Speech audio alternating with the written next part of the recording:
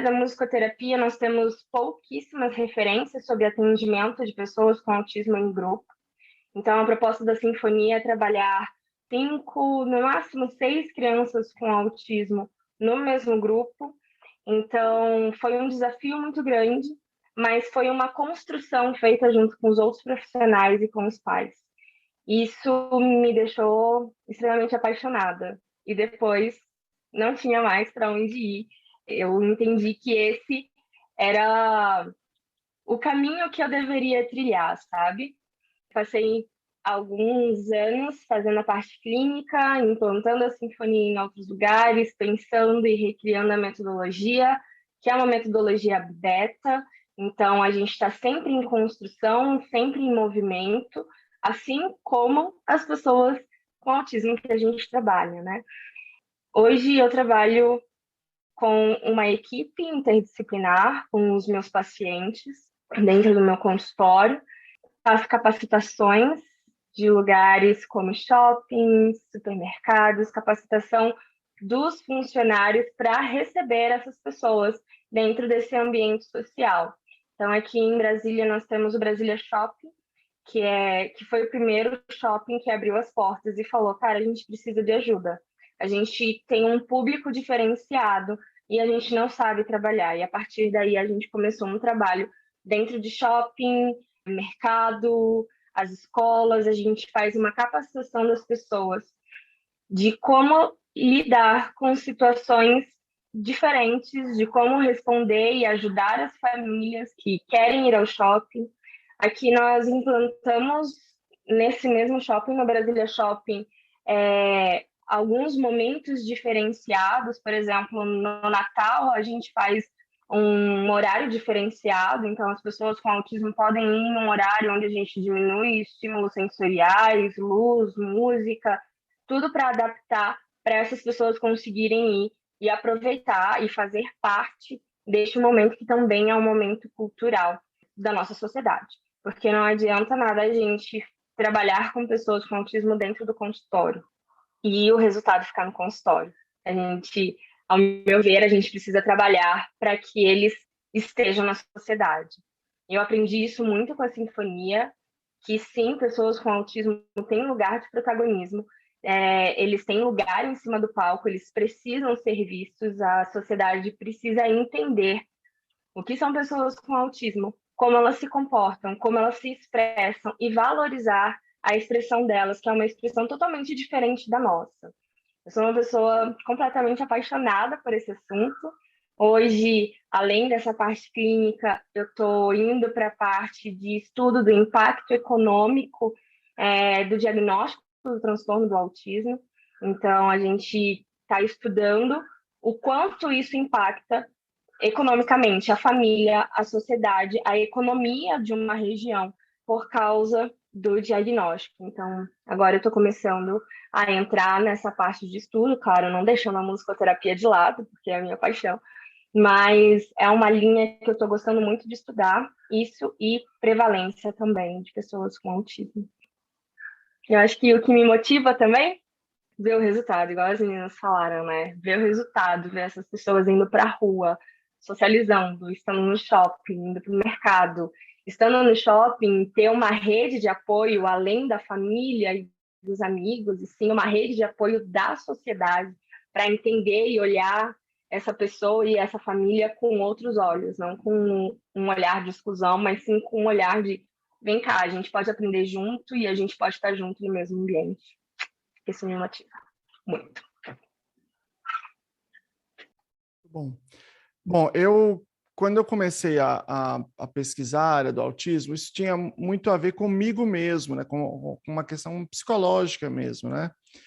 Meu filho fazia já há 4 anos e meio tratamentos para autismo, tratamentos, né, para clássicos, né, digamos assim, e ele não teve melhora nenhuma em campo nenhum. E aquilo era muito frustrante, muito difícil para eu lidar com aquilo. Eu estava numa depressão, inclusive, muito séria. E aí eu falei, bom, eu vou mudar de área e eu vou começar a pesquisar esse negócio aí. Mas tinha um sentido muito acadêmico, né? Porque sempre já tinha essa verve sempre tive nessa coisa de publicar e tudo. E aí eu fui estudar. E aí aconteceram algumas coisas muito importantes que transformaram minha vida, deram um cavalo de pau na minha vida. A primeira é eu começar a trabalhar com isso, não só pesquisar, né? Essa ideia de criar uma clínica com outras pessoas. Em princípio, eu tentei ser clínico e fui um desastre completo, um péssimo clínico, um dos piores que eu já vi, talvez o pior que eu já tenha visto. E aí, bem rapidamente, coisa de um mês, assim, eu percebi, aí eu desisti. Não é essa a minha vocação, meu negócio é dar aula, é fazer formação e tudo isso. E aí a gente criou depois uma empresa com várias pessoas, tem as pessoas que são clínicas, que são excelentes, e eu fico na área de formação e na área de divulgação, né, de divulgação de conhecimento científico. E aí, eu pude colocar meu filho para fazer uma intervenção adequada e consegui também me mudar, me transformar enquanto professor, porque eu percebi que todas aquelas coisas que eu estava discutindo na esfera do autismo, elas serviam também para lecionar, de modo geral, né, para todos os indivíduos que a gente tem na sala de aula. Sempre fui professor de sala de aula, né? Hoje que eu estou afastado, mas sou professor de Fundamental 2. E aí, portanto, me modificou enquanto pesquisador, me modificou enquanto profissional, me levou para um outro campo de atuação e também me modificou enquanto professor, né? Eu me tornei um professor muito diferente e acho muito melhor do que eu era, né? Inclusive, quem é professor de rede pública sabe que a gente acaba dando aula para muito irmão, né? Porque a referência é o bairro, né? Então, vários alunos falam assim, professor, meu irmão falou que você não era assim, não. Eu falei, seu irmão se ferrou, que me pegou antes, né? Agora deu uma melhorada boa. Então, ele pegou a fase ruim aí que eu estava pensando sobre essas coisas. E aí, quando eu, lá no começo, né, quando eu tive o diagnóstico do meu filho, eu comecei a pesquisar sobre isso na internet, eu tinha visto uma opção de coisas que depois, quando eu comecei a pesquisar, eu percebi que eram falsas, eram mentirosas, né? E eu decidi, então, fazer também um trabalho de divulgação científica para levar para as pessoas o que a ciência tem produzido em termos de autismo, né? Eu me lembro, por exemplo, na minha rede municipal, que é uma rede que tem muito dinheiro, né? De ter uma formação para a rede inteira, e aí tinha uma pessoa lá que era a sumidade. Eu fui lá assistir. E eu descobri que o que ela falava era tudo um monte de boato que ela encontrava na internet, nos blogs da vida. E dava curso para a rede municipal, como se fosse um conhecimento científico que ela viu em algum lugar, que ela estudou, e era só conspiracionismo, um monte de coisa absurda que ela falava, né? E eu percebi, portanto, que esses conhecimentos pseudocientíficos estão disseminados em toda a comunidade, não é só no autismo, mas talvez especialmente na comunidade do autismo, né?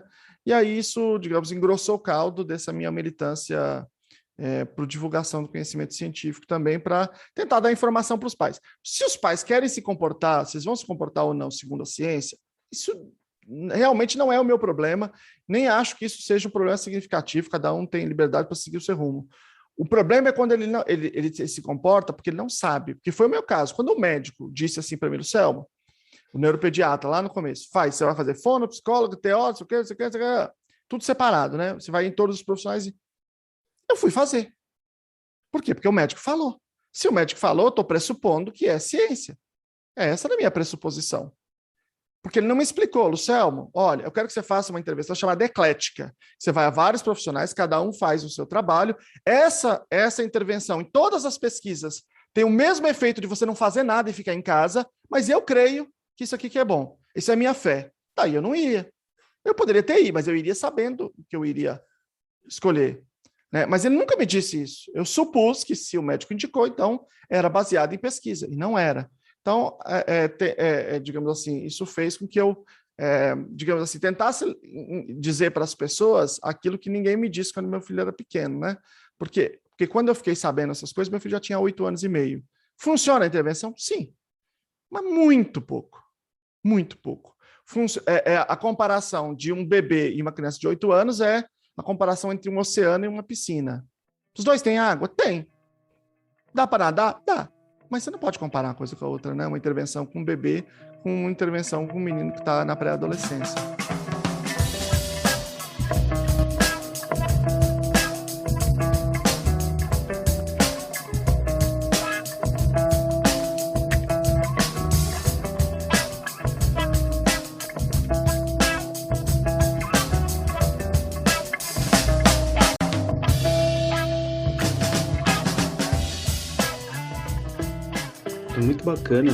muito bacana ouvir todos esses comentários de vocês, né, sobre motivação, sobre o início mesmo, o que levou vocês a trabalharem com autismo. E enquanto vocês foram falando, eu fui aqui viajando em muitas coisas, né? Tanto nos comentários, né, nas perguntas que a gente tinha já organizado, os caminhos para onde ir. E a gente está hoje com uma gama, né, com vários convidados, com áreas distintas de cada um, e já mencionamos, inclusive, a questão da interdisciplinaridade, né? A Carol trouxe o trabalho que executa, né? A Andressa e a Érica, junto com o Gil também, vêm de uma clínica interdisciplinar e tudo mais. Então, eu queria até pedir para vocês comentarem um pouco das áreas de cada um, né? O Luciano na questão da formação, a Andressa, psico, a Érica, pedagoga, a Carol na musicoterapia, né? E a gente sabe que cada uma dessas áreas, de um modo geral, numa visão mais ampla, numa visão mais genérica, ou até mesmo para quem não tem o conhecimento exato sobre a prática de cada uma dessas áreas e até mais especificamente sobre a prática dessas áreas com o público autista, né? Então, eu gostaria de pedir para vocês comentarem um pouco como que é a realização ali de intervenções, quais e como essas habilidades cognitivas, essas habilidades sociais são trabalhadas com essas pessoas, né, crianças, adolescentes, adultos, enfim, com o público que vocês atendem dentro do espectro do autismo, e junto com isso, vocês comentarem um pouco também sobre a importância desse embasamento científico, né? Como que vocês enxergam, como que vocês trazem no dia a dia, nos discursos, nas interações de vocês, até mesmo nas intervenções, essa importância da prática baseada em evidências, né? Desse embasamento científico no trabalho de vocês. Aproveitando um pouquinho do gancho da fala do Selmo, sobre essas questões das evidências científicas, né? A gente ainda vê muito no achismo, né? Tudo muito no achismo, ainda de muito profissionais, né? E muitos pais acabam realmente seguindo isso que o Luciano contou no início do diagnóstico do filho dele, isso ainda persiste, né? Se a gente for ver nos relatos dos pais, isso ainda é muito, muito, muito ainda, né? No nosso contexto. Vou falar da parte da educação, porque é o que me cabe, mas acho que o Luciano também, como pedagogo, também consegue complementar aí. A gente ainda na área educacional, ela é muito, muito pobre ainda, né? Se a gente for falar assim, em português mais claro. Nós temos muitos professores da rede pública, especificamente, que ainda estão ainda muito dentro de uma caixinha quando a gente fala sobre o autismo, né? E sobre outros transtornos, outras deficiências, e é muito, muito difícil a gente falar sobre, porque as pessoas, elas entram dentro do senso comum e elas têm dificuldade de sair do senso comum, né? Então, quando a gente traz questões que estão lá comprovadas cientificamente, eles falam assim, eu não acho, né? Porque ele vive no mundinho dele lá, então a gente não vai ficar lá. Ele está quieto, então deixa ele lá no mundinho dele, que aí, né, tá bom para ele, tá bom para mim, então vida que segue, né? E isso é muito real nas escolas públicas ainda. Existem muitos profissionais bons? Existem, sim, a gente não pode generalizar, mas quando a gente pensa na educação, na área educacional, isso ainda é muito, a gente ainda está nem engatinhando, eu acho ainda, né? Porque a gente ainda vive muito no senso comum com os profissionais da educação, né? E eles têm essa dificuldade de falar, a gente fazer com que eles entendam que, olha, não é por esse caminho, é comprovado que assim funciona. Pode dar mais trabalho, vai te dar